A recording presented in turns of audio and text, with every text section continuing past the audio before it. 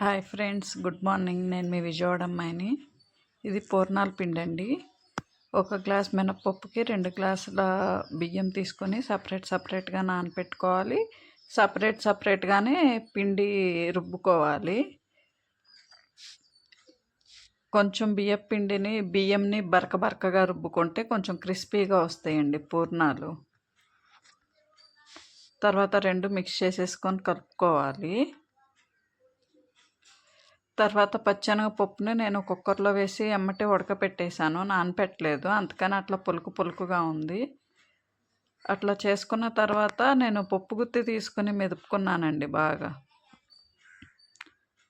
అది ఎంత గట్టిగా ఉన్నా కానీ మనం బెల్లం వేసేటప్పటికి కొంచెం పలచనైపోతుంది కదా. అందుకని నేను స్టవ్ వెలిగించుకొని బాండీలో నెయ్యి వేసుకున్నాను.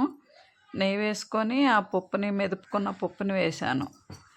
అచ్చం పప్పు ఒక్కటే అంత గట్టిగా ఉందండి. తర్వాత బెల్లం వేసి కలిపెడితే 2 మిక్స్ చేస్తే అది కొంచెం పలచగా అయిపోతుంది.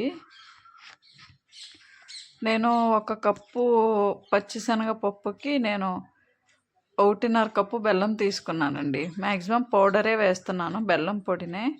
అది త్వరగా మిక్స్ అయిపోయి కరిగిపోతుందని. ఎక్కువ టైం కూడా తీసుకోదు కదా. బెల్లం ఉండలుగా ఉండుంటే మళ్ళీ ఉండలు కరగాలి. కొంచెం టైం టేకెన్ ప్రాసెస్ అన్నమాట.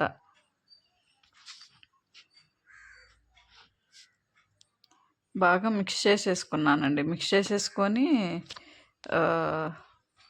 కలిపెట్టుకుంటున్నాను.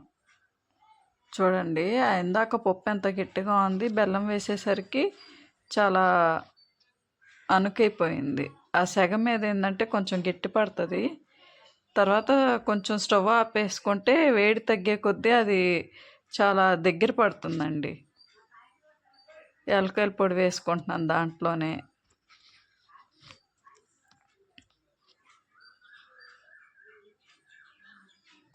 చూడండి, చాలా పలచనైపోయింది. స్టవ్ ఆఫ్ చేసేసుకొని పక్కన పెట్టేసుకుంటాను నేను. ఇంకా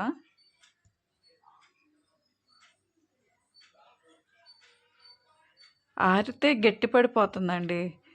అట్లాగా లూజ్గా ఉందని ఏమనుకోవద్దు. ఆరగానే చాలా గట్టి పడిపోతుంది. అట్లాగా ఫ్రీగా బాల్స్ చేసేసుకోవచ్చు, ఇబ్బంది ఏమి ఉండదు ఆ బాల్స్ వల్ల. పిండి లూజ్గా ఉన్నప్పుడే కొంచెం స్టవ్ మీద నుంచి తీసి పక్కన పెట్టుకుంటే అది ఆరేటప్పటికి ఉండలు చేసేసుకోవచ్చు.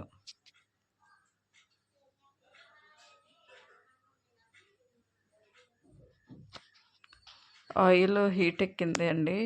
అది ఒకటే వేసానండి పూర్ణం. నేను ఫస్ట్ టైమే పూర్ణాలు చేయటం. అది ఎట్లా వస్తుందా ఏంటా అని చెప్పి నేను ఒకటే వేసాను. పర్లేదు, బాగానే వచ్చింది.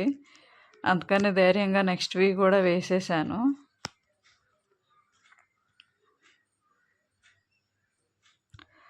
ఒక 2-3 వేసేటప్పటికి నాకు అలవాటు అయిపోయిందండి పూర్ణం ఎట్లా వదలాలి బాండీలోకి, ఆయిల్లోకి అని.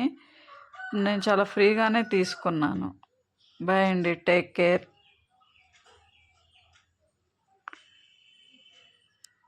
బాగానే వచ్చాయండి పూర్ణాలు మాత్రం. లైక్ చేయండి, సబ్స్క్రైబ్ చేయండి.